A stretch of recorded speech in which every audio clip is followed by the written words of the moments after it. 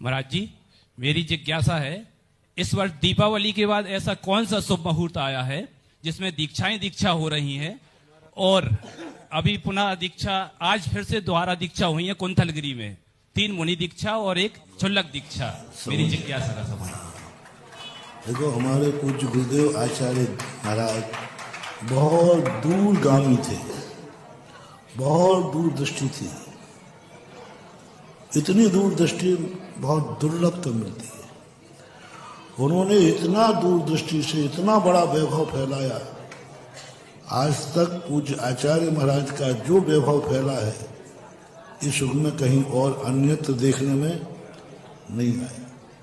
शिष्यों की अपेक्षा देख लो तो, और प्रभावना की अपेक्षा देख लो तो, श्रमण संस्कृति की अपेक्षा देख लो तो, साधना की अपेक्षा देख लो तो, ज्ञान की अपेक्षा देख लो तो, सबसे ज्यादा इस युग में उन जैसा ज्ञानी, उन जैसा साधक, उन जैसा त्यागी, उन जैसा प्रभावना करने वाला इस युग में तो कहीं देखने में, उन जैसी प्रभावना करने वाला आज जो पूज्य गुरुदेव ने प्रभावना की, विद्यासागर महाराज ने, वो प्रभावना करने वाला कोई नहीं था। आज तक 2000 वर्ष के इतिहास में किसी के संग में इतने सारे बाल ब्रह्मचारी रहे हों, ऐसा कोई आगम्य इतिहास में देखने में नहीं। युवाओं का एक साथ आकर्षण, राजा महाराजा राजपाट भोग करके दीक्षा लेने वाले बहुत मिले। राजपाट किया, युद्ध रहे, संसार के भोगों को भोगा और बाद में जाके दीक्षा ले गई। इनकी संख्या पूरे शास्त्रों में भरी पड़ी है। लेकिन वर्तमान में युवा पीढ़ी जो संसार की तरफ मुख न करके परमार्थ की तरफ सैकड़ों हजारों लोगों ने किया, वो प्रभावना हमारे पूज्य गुरुदेव आचार्य विद्यासागर ने। मैंने पूज्य गुरुदेव को जब भी देखा, हर चीज में व्यापक थे, हर चीज में। लेकिन उनकी विशाल हृदय देखो, वो जान गए थे कि मैंने इतना बड़ा फैलाव किया है, ये सारा वैभव एक व्यक्ति नहीं संभाल पाएगा। उन्होंने अंतिम प्रवचन में कहा, अंतिम वक्तव्य जो उनका 20 मिनट का है, उसमें भी उन्होंने यही कहा। विनोद ब्रह्मचारी से डिस्कशन चल रहा है आचार्य श्री का, वो कैसेट भी आई, सबके सामने आई, वो कहते हैं ना व्हाट्सएप का, व्हाट्सएप में आया, वायरल हुआ। उसमें भी उन्होंने एक ही बात कही, इतना बड़ा वैभव, इतना बड़ा फैलाव हो गया है। उनकी दृष्टि थी उनके शिष्यों में, किसी एक शिष्य में इतने बड़े वैभव को संभालने की शक्ति नहीं है थी। ये पूज्य गुरुदेव का निर्णय है, ये आचार्य महाराज का सोच बताना हमारा नहीं, कि एक व्यक्ति इतना बड़ा वैभव नहीं संभाल सकता। और अभी जो उनको और कल्पना थी कि मैंने इतना बड़ा वैभव बनाया है, इसका विस्तार और होना चाहिए। हमारे महाराज वो सम्यक दृष्टिजीव थे जो धर्म को कभी विराम नहीं देना चाहता। सम्यक दृष्टि का लक्षण होता है, वो कहता है धर्म सीमित नहीं होना चाहिए, धर्म असीम हो। जो प्रभावना हमने की है असीम हो, जो शिष्य मंडली हमने बनाई वो असीम हो, जो कुछ भी बनाया वो असीम हो, सीमित नहीं होना चाहिए। और एक व्यक्ति संभालने में समर्थ नहीं हो सकता, ये आचार्य श्री का सोच रहा है। उसी सोच का परिणाम महाराज आपने कैसे जाना? मैं कोई अंतर्यामी नहीं हूं, ना मैं कोई सर्वज्ञ हूं, और ना आचार्य श्री से मेरे इस संबंध में कोई उन्होंने बात की। आचार्य श्री का जो अंतिम प्रवचन था उससे सब जाना, और उन्होंने इसी बात को लेकर के 10 निर्यापकों की स्थापना की। 10 निर्यापक बनाना ही बता रहा है कि उन्होंने अपने वैभव को 10 भागों में विभाजित करने का भाव सोच लिया। अंत निर्यापक की जरूरत क्या थी? हम सब मुनि महाराज तो थे, निर्यापक की जरूरत ही नहीं थी, कोई उपयोगिता नहीं, कोई उपयोगिता नहीं थी। यानी निर्यापक की उपाधि उनके द्वारा घोषित होना कोई मतलब नहीं। 2000 वर्ष से कुछ ने घोषित नहीं किया, क्योंकि वो उपाधि का कोई मतलब ही नहीं था, इसलिए घोषित नहीं आया।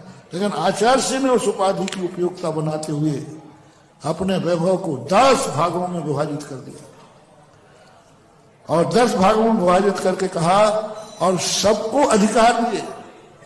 आचार्य श्री ने अपने मुंह से कभी किसी एक व्यक्ति का नाम उजागर नहीं किया, अंदर की बात नहीं कह रहा हूं, अपने मुंह से उजागर नहीं किया कि हमारे इस पूरे संघ को, हमारे इस वैभव को फलाना एक व्यक्ति संभालेगा। आचार्य के मुख से कभी एक बार भी समाज के बीच में ये शब्द नहीं निकला। समाज के बीच की बात कर रहा हूं कि कभी आचार्य ने कहा हो, वो कोई रिकॉर्ड हो किसी के पास कि भैया ये हमारा सारा वैभव एक व्यक्ति संभालेगा, एक साधु संभालेगा। आचार्य ने अपनी जिंदगी में कभी ये शब्द किसी के समाज के बीच में नहीं कहा, उजागर नहीं किया, क्योंकि वो जानते थे कि नहीं संभल पाएगा। इसलिए उन्होंने 10 निर्यापकों की व्यवस्था की। और अंत में जो हमारे बड़े महाराज एक अग्रज जो थे, योग सागर महाराज, उन्होंने जो रहस्य कहा, उन्होंने कहा आचार्य से स्पष्ट कह के गए हैं, स्पष्ट कहा है, और वो कई बार बोल भी चुके हैं, वो भी शायद इसमें वायरल है। स्पष्ट कहा कि आचार्य जी कह गए सभी निर्यापक अपने स्वयं, अपने प्रभाव से, अपनी योग्यता से स्वयं दीक्षा देंगे, शिक्षा देंगे और संघ का विस्तार करेंगे। 3 शब्द के शिक्षा देंगे, दीक्षा देंगे और संघ का विस्तार करेंगे। ये पूज्य आचार्य विद्यासागर महाराज, हमारे गुरु, जगत गुरु, परम वंदनीय के अंतिम वाच है। ये संघ, ये वैभव हमारा तुम्हारा नहीं है, ये सारी संपत्ति किसकी है? उनकी पसीने की कमाई है, उनकी अंतर चेतना की कमाई है, उनकी तपस्या की कमाई है, उनकी साधना का परिणाम है। अतिशयकारी साधना। उनको अधिकार था अपनी संपत्ति, बाप को अपनी संपत्ति को पूरा अधिकार होता है। तो आचार्य श्री को अधिकार था कि हमारी संपत्ति को हम क्या करें। इसलिए वो बार बार 10 लोगों का नाम लेते, हमने 10 की व्यवस्था बना दी, हमने 10 की व्यवस्था बना दी।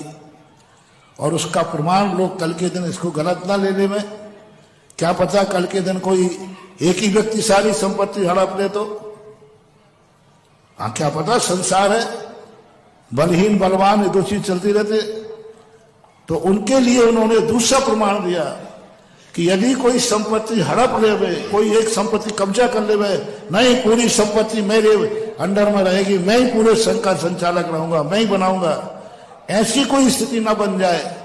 उसके परिणाम स्वरूप उन्होंने स्वयं ब्रह्मचारियों को बुला करके क्षुल्लक दीक्षा दे करके सबको जामुन के रूप में बांटा। परसों कहा था ना मैं, जामुन बांटा कि लो ये मेरा प्रमाण है कि मैं अपना दीक्षित दे करके क्षुल्लकों को मुनि बना के नहीं, क्षुल्लक बना करके उन्होंने सभी निर्यापकों को लिए और 3-4 और महाराजों के लिए जो योग्य थे उनको क्षुल्लक बना करके भेजा। और उन क्षुल्लकों से ये कहा तुम जहां भेज रहे हैं उन्हीं के अनुसार चलना, आगे शिक्षा और दीक्षा वही देंगे जिनके पास में तुम्हें भेज रहा हूं। अब जब जो बाप हमें जो संपत्ति दे गया हो, उस संपत्ति को दूसरा भाई छीनने का अधिकारी नहीं है, वो तो गुरु के पिता के द्वारा दी गई।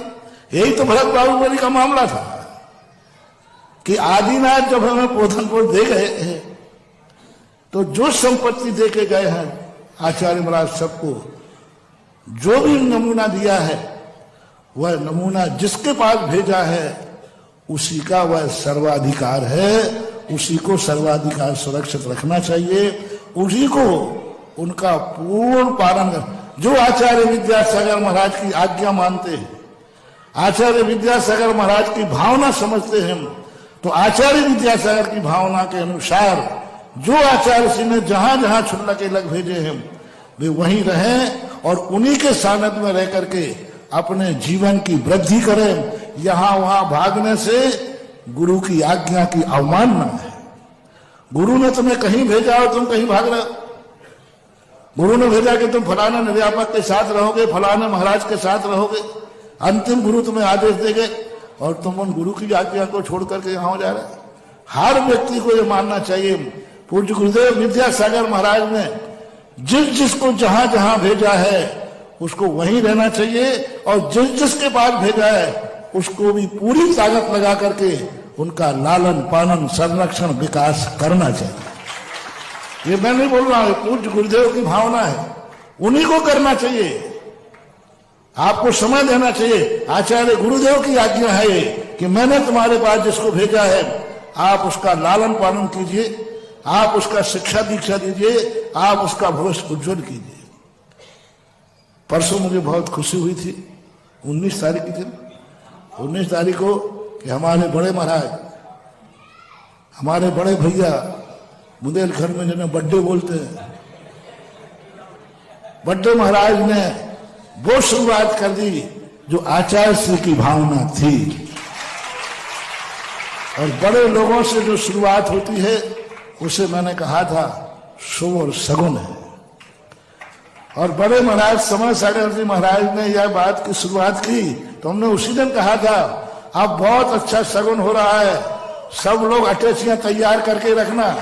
कहीं से समाचार आया है कि वहां दीक्षाएं हो रही, थोड़े दिन बाद आएगा वहां हो रही, तीसरी बार आएगा वहां हो रही, कोई कश्मीर में कह रहा है, कोई कलकत्ता में, कोई आदमी, चारों तरफ के रिजर्वेशन कराते रहो। अब हर समय कहीं ना कहीं से समाचार आएगा कि आचार्य महाराज का फलाना शिष्य दीक्षाएं दे रहा है, तैयार हो।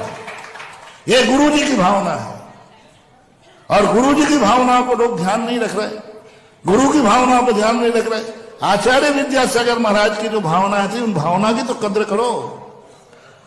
और बहुत बहुत अच्छा है वीर सागर महाराज, ठीक है वो हमसे छोटे हैं, कोई बात नहीं। कोई छोटा आदमी यदि एक कदम आगे बढ़ाता है तो बड़ों को भी खुशी होना चाहिए कि उन्होंने कोई कार्य किया है। बड़े महाराज समय सागर जी के बाद वीर सागर महाराज जी ने जो कार्य किया है ये आचार्य श्री पूज्य गुरुदेव की भावनाओं के अनुकूल है। हमारा कोई भी आचार्य विद्यासागर महाराज का कोई चेला आचार्य श्री की आज्ञा का उल्लंघन कर ही नहीं सकता, क्योंकि हम सब लोग आचार्य श्री की आज्ञा को भगवान की आज्ञा मानते आए हैं, मान रहे हैं और मन। चाहे वीर सागर महाराज हो, चाहे कोई भी महाराज हो, सभी व्यक्ति हमारे निर्यापक या सभी मुनिराज हैं, पूज्य गुरुदेव की आज्ञा को सर्वज्ञ की आज्ञा मानते आए हैं और आज भी मान रहे हैं और भविष्य में भी माने। तो गुरु की आज्ञा मानी है। वीर सागर महाराज जी ने कोई नया कार्य नहीं किया है, गुरु की आज्ञा का पालन किया है। यदि वो नहीं करते तो गुरु की आज्ञा का उल्लंघन होता, गुरु की आज्ञा को दुख पहुंचता, गुरु की आत्मा को दुख पहुंचता कि इन शिष्यों पर मैंने क्या विश्वास करके निर्यापक बनाया था, इनको हमने क्या सोच के निर्यापक बनाया था कि ये सब आगे संग बढ़ाएंगे। ये लोग तो सब क्या निकले हैं? अरे बाप तुम्हें संपत्ति दे जाए और तुम दुकान को भट्टा झाड़ कर दो। आचार्य महाराज के मन में कितना खेद होता कि इन सबको निर्यापक हमने काय के लिए बनाया था, तमाशे के लिए, पद के लिए। जिस कार्य के लिए बनाया था वो तो कर ही नहीं रहे। देखो आज पूज्य गुरुदेव विद्यासागर महाराज जहां भी होंगे इतने खुश हो रहे होंगे, इतने खुश हो रहे होंगे कि निर्यापकों ने अपना काम शुरू कर दिया। जो आचार्य महाराज चाहते थे, जो उनके अंदर की भावना थी, जो उनकी जिंदगी भर की तपस्या थी, जो जिंदगी भर की जो उन्होंने भावना भाई, और अंत समय में जो अपने शिष्यों पर विश्वास करके गए हम, उस विश्वास पर आज एक ध्वजा हमारे अनुज वीर सागर महाराज ने दे करके पूज्य गुरुदेव की आत्मा को अनंत शांति दी है।